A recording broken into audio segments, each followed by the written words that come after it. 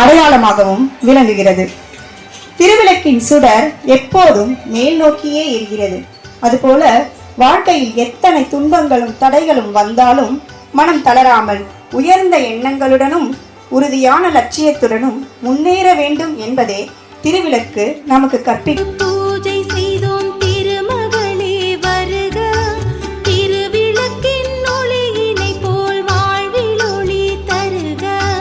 திருவிளக்கு பூஜை செய்தோம் திருமகளே வருக, திருவிளக்கின் ஒளியினை போல் வாழ்வில் ஒளி தருக. திருவிளக்கு பூஜை செய்தோம் திருமகளே வருக.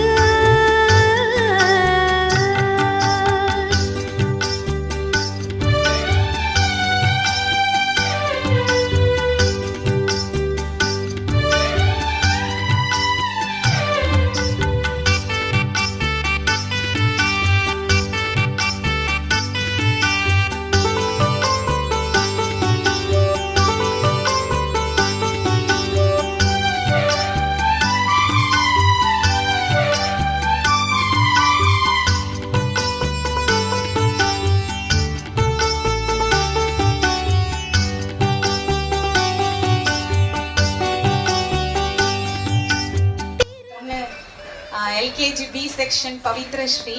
இதான் ஃபர்ஸ்ட் இயர் எனக்கு.